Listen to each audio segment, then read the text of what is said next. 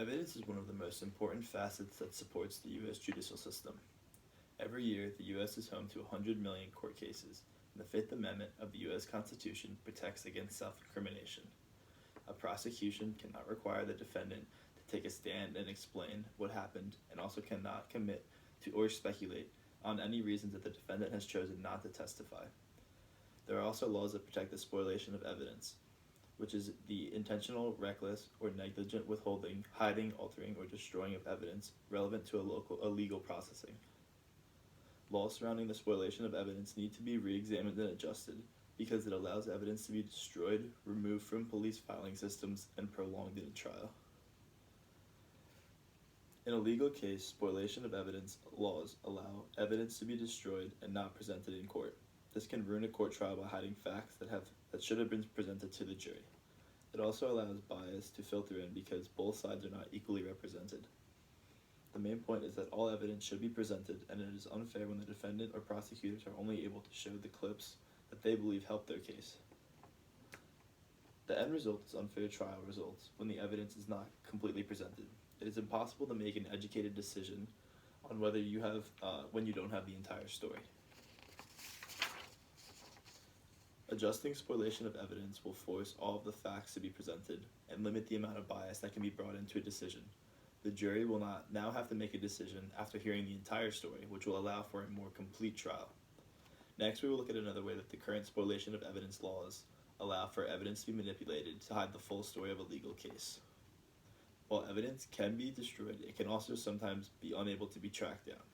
When evidence gets filed, it can be incorrectly stored and lost in the system with no way of being tracked down.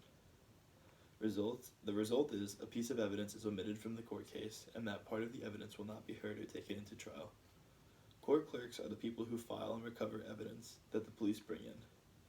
They can remove evidence from the system and ensure that it is not presented in a court case based on their personal beliefs or based on something that someone else has told them.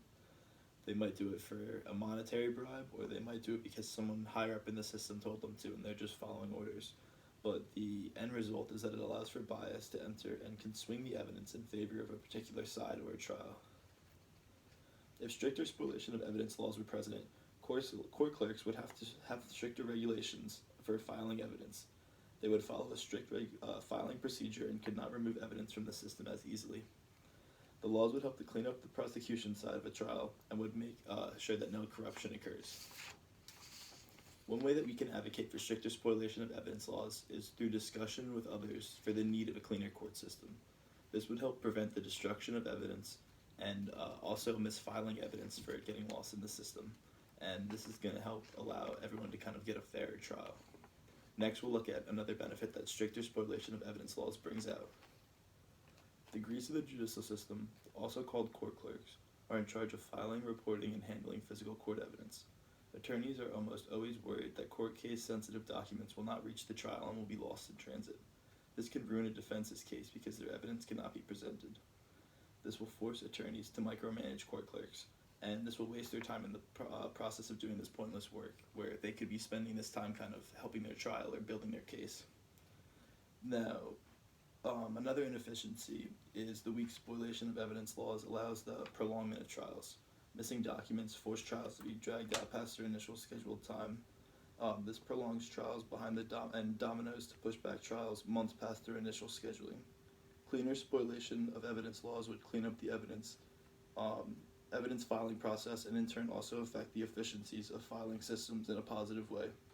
Evidence would be filed in an orderly time, and it would also be easily tracked down, which would remove the wasted time searching for evidence.